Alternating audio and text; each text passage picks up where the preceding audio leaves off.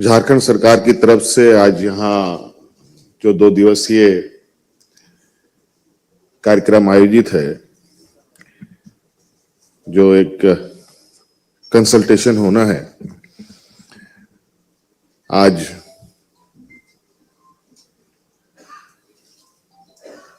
ये पहला दिन है। आज हम लोगों ने इसको प्रारंभ किया है और यहाँ ITAI, digital governance, industrial instruments, tourism को लेकर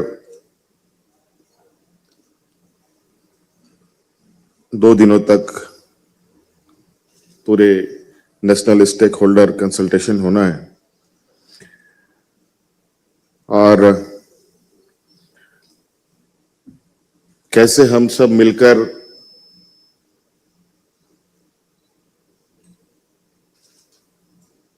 झारखंड के समग्र विकास हो सके, इस पर हम सभी लोग चर्चा करेंगे।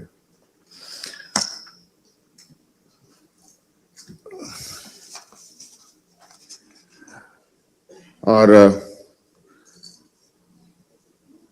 कुछ महीना पहले ही हम लोग झारखंड प्रदेश एक युवा राज्य के रूप में स्थापित हुआ है। 25 साल का झारखंड हुआ और पहली बार सरकार को दुनिया का जो सबसे उच्चतम जगह है, वर्ल्ड इकोनॉमिक फोरम, वहां भी हम लोगों ने झारखंड को पहुंचाने का प्रयास किया है और अपनी बातों को दुनिया तक पहुंचाने का प्रयास किया है। और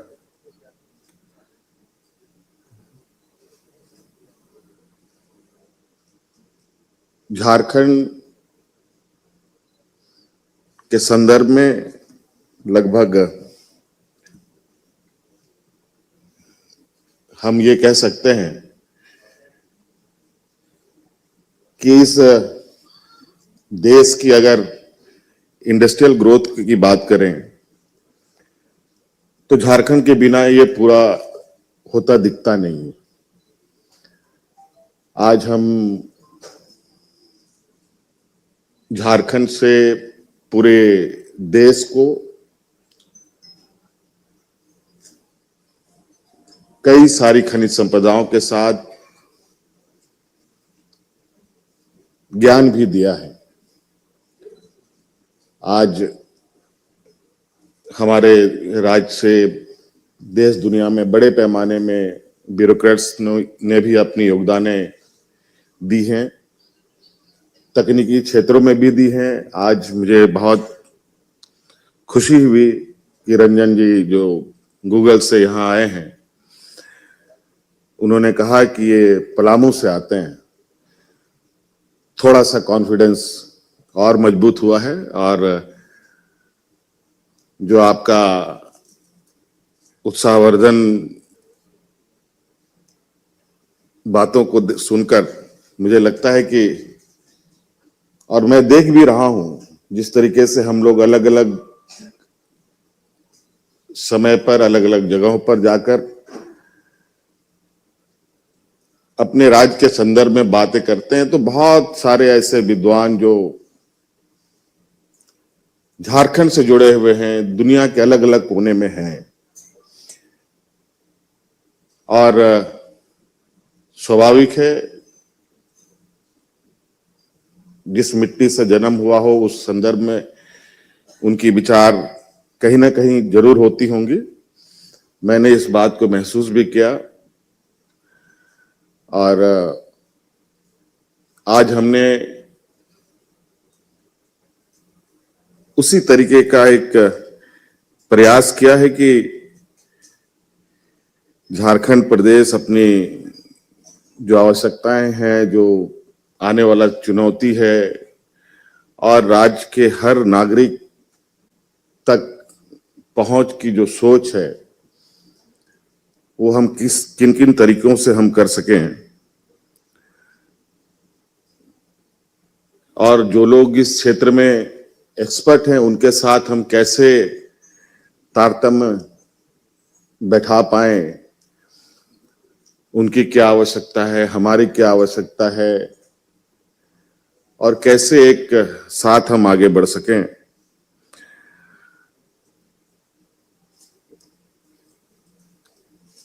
हम सब ये जानते हैं कि आज दुनिया एक रिवॉल्यूशन के दौर से गुजर रहा है। हर चीज और बहुत सारी चीजें आई, चली भी गई, और भी चीजें आएंगी और कई सारी चीजें चली भी जाएंगी। ये भी सही है और सच है।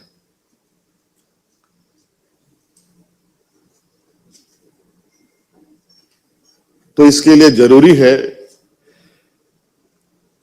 कि हम आने वाले समय के लिए कैसे तैयार हो सकें। कभी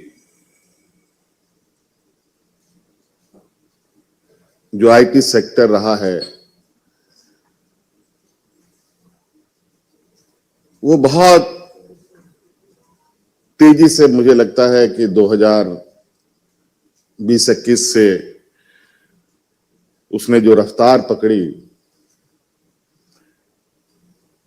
और इतनी तेजी से पकड़ी है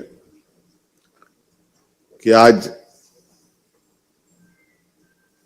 उसी रफ्तार ने अब एआई पर कदम रख दिया है। अब निश्चित रूप से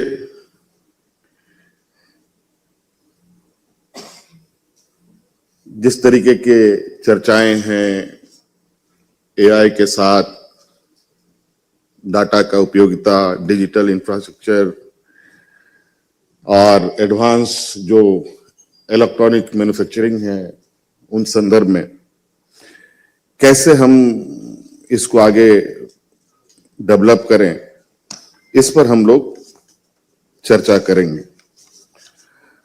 आज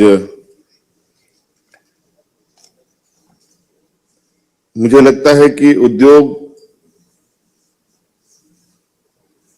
केवल जमीन को ना देखे बल्कि उसके पूरे इकोसिस्टम को भी देखने की आवश्यकता है, जहां बहुत सारी चीजें जुड़ी है, जहां रिलायबल पावर की बात है, आधारभूत संरचना की बात हो, आवागमन की व्यवस्था हो, जो टैलेंट स्किल्ड हैं, और जो पॉलिसी इन्वायरमेंट है वो कितना सुटेबल है, उन सभी चीजों को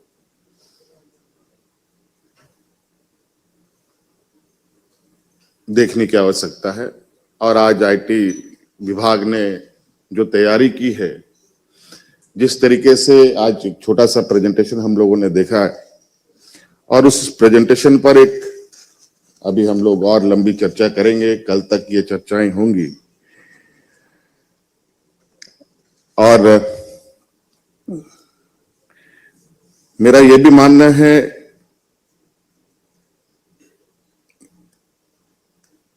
राज्य हो, देश हो, विदेश हो, सबकी अपनी अपनी एक विशेषताएं हैं, सबकी अपनी अपनी कुछ बहुत ही बेहतरीन उनके व्यवस्थाएं हैं, तो कुछ कमियां भी होती हैं। मुझे लगता है कि जो कॉपी पेस्ट करने की परंपरा है उससे थोड़ा सा हम इतर सोचते हैं। मुझे कॉपी पेस्ट करने पर थोड़ा सा हम कैसे खुद को अपने तरीके से खड़ा कर पाए, अपने संसाधन, अपनी व्यवस्था, अपने एक जो मैंने पहले कहा कि एक इकोसिस्टम के साथ हम आगे बढ़े, तो सबके इकोसिस्टम एक अलग नेचर कैरेक्टर के साथ जुड़ा रहता है।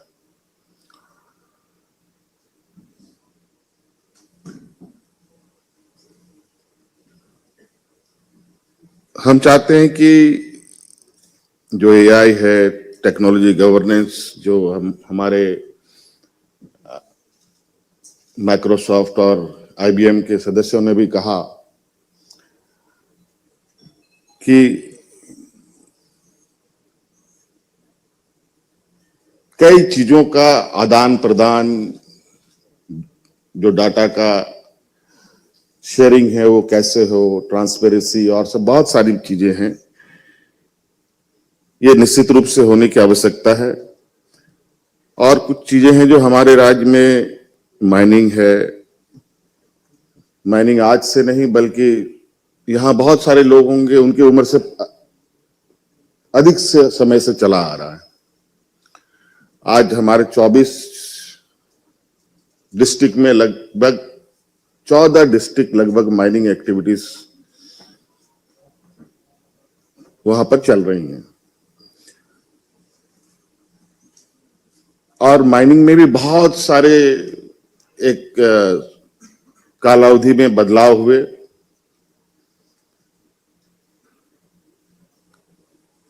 कुछ बदलाव कुछ समय तक चला, कुछ बदलाव कुछ समय तक चला।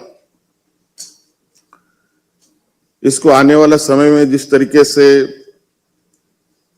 टेक्नोलॉजी का विस्तार हो रहा है, एआई का जिस तरीके की उपस्थिति हो रही है, इसमें इसको कैसे साइंटिफिक रूप से हम लोग करें, कैसे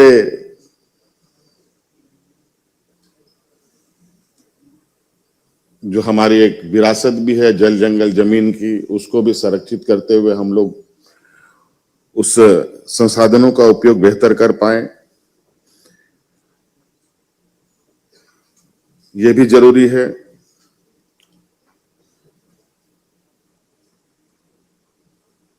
बहुत सारे ऐसे खनिज संपदाएं हमारे राज्य में हैं जो बहुत ही सेंसिटिव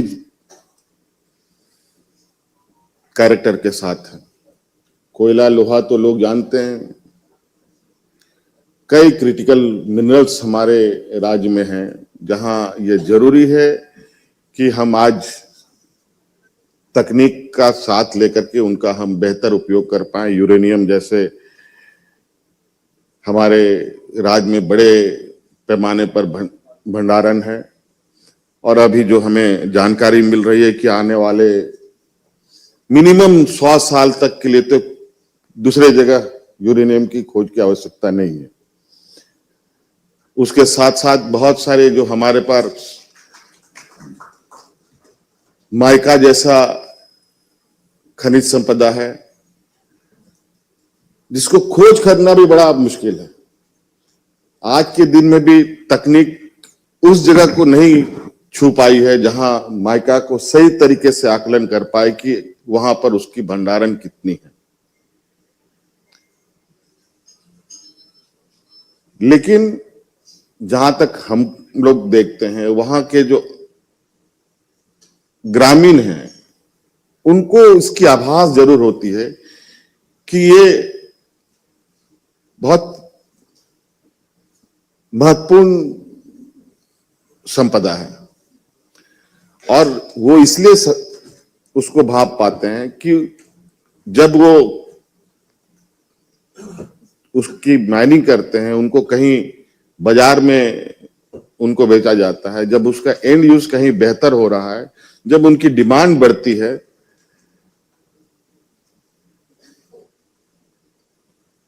तो उस रफ्तार से उन खनिजों का भी खनन किया जाता है। लेकिन आज के दिन में भी राज्य सरकार के पास, भारत सरकार के पास कोई ऐसी तकनीक हमें नहीं पाया गया है जिससे हम आज माइका जैसे महत्वपूर्ण खनिज संपदा को हम लोग आज उपयोग में ला पाए। आपको यहां सारे विद्वान लोग हैं, माइका की उपयोगिता कहां से कहां तक है वो आज शायद हम उसको सही तरीके से ढूंढ पाए तो ये राज्य के लिए भी बेहतर होगा। इसके अलावा हमारे राज्य में खनिज संपदा जो जमीन के अंदर जो हमारी क्षमता है वो तो किसी से छुपा नहीं है। प्रकृति ने बहुत बेहतरीन ढंग से झारखंड प्रदेश के अंदर जमीन के अंदर में भी अनगिनत और असीम संभावनाएं छुपा के रखी, और प्रकृति ने जमीन के ऊपर भी इतने खूबसूरत वादियां हैं हमारे पास, जिसको आज हम टूरिज्म के लिए भी आगे बढ़ने की तैयारी में हैं। आज इस संदर्भ में भी यहां पर आज हम चर्चा करेंगे। और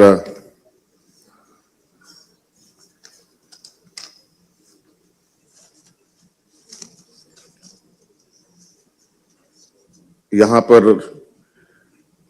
और भी कई सारे लोग जुड़ेंगे, जो मुझे बताया गया है। यहाँ काफी सारे लोग जो हम लोग के स्टेक होल्डर्स हैं, उनकी उपस्थिति, जो लोग आज नहीं आए हैं कल तक पहुंचेंगे भी। और मेरा यही एक रिक्वेस्ट होगा आप लोगों से कि हम लोग सिर्फ यहाँ इन्वेस्टमेंट को लेकर के नहीं आए हैं, बल्कि एक लंबे समय तक कैसे हम लोग साथ चल पाए,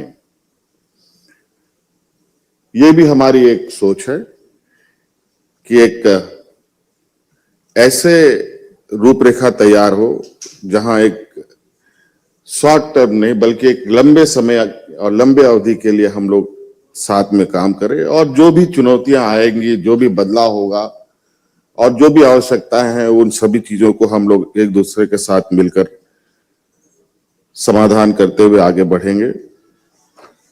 आज जो यहाँ मुझे बताया गया है कि कल कई सारे आप लोगों के कई कंपनियों के साथ एमयू होने की भी बात है। हम लोग एक छोटा सा, मैं झारखंड के संदर्भ में कुछ समय पीछे ले जाना चाहूंगा। मुझे लगता है कि जब कई राज्य कई चीजों में बहुत आगे निकल चुकी रही है, चाहे वो स्वास्थ्य के क्षेत्र में हो, चाहे शिक्षा के क्षेत्र में हो, चाहे वो आईटी के सेक्टर में हो, जब ये सब पीक में थे, जो मैंने कहा 2020-21 के दौरान, उसी समय हमारे राज्य का गठन होता है, नवसृजित राज्य। जब आप दौड़ में बाकी संस्थाएं आगे निकल चुकी थी, तब हमारा राज्य ने जन्म लिया, और कतई संभव नहीं था कि हम उस समय आईटी सेक्टर में, एजुकेशन में, हेल्थ में हम पूरी तरीके से बेहतर कर पाने की स्थिति पे होते।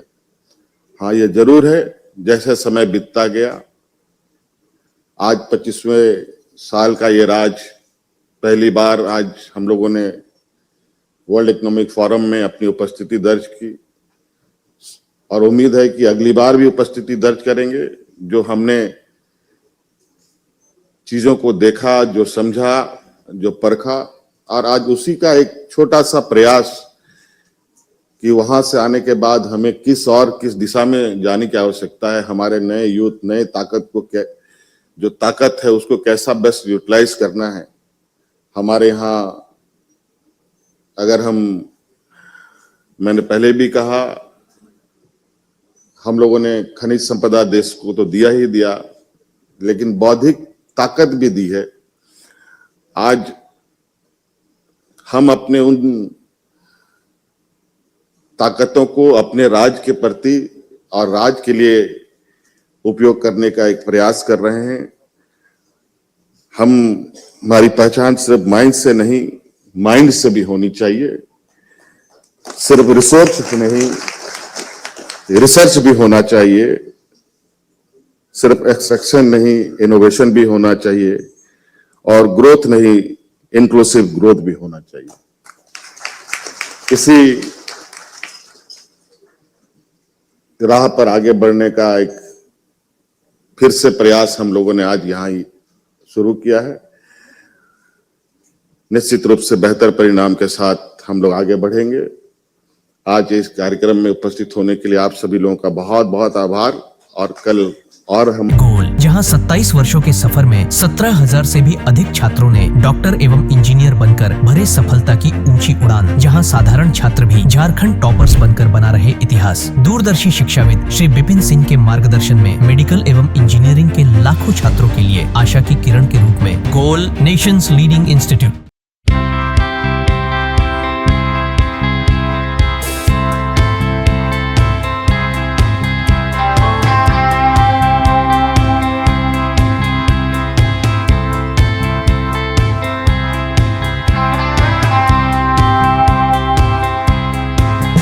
बायोम इंस्टीट्यूट नीट की तैयारी के लिए एक भरोसेमंद नाम। यहाँ अनुभवी फैकल्टी, स्मार्ट क्लासरूम और बेहतरीन टीचिंग मेथड से स्टूडेंट्स को मिलती है मजबूत तैयारी। यहाँ हर स्टूडेंट को मिलता है पर्सनल गाइडेंस और डाउट क्लियरिंग का पूरा सपोर्ट। नीट 2027 और 28 के लिए फेज 1 बैच 9 अप्रैल से शुरू हो रहा है। आज ही बायोम इंस्टीट्यूट से जुड़े और अपने डॉक्टर बनने के सपने को दे सही दिशा। बायोम इंस्टीट्यूट सिर्फ मेडिकल प्रिपरेशन का संस्थान। thefollowup.in. Like, share and subscribe. www.thefollowup.in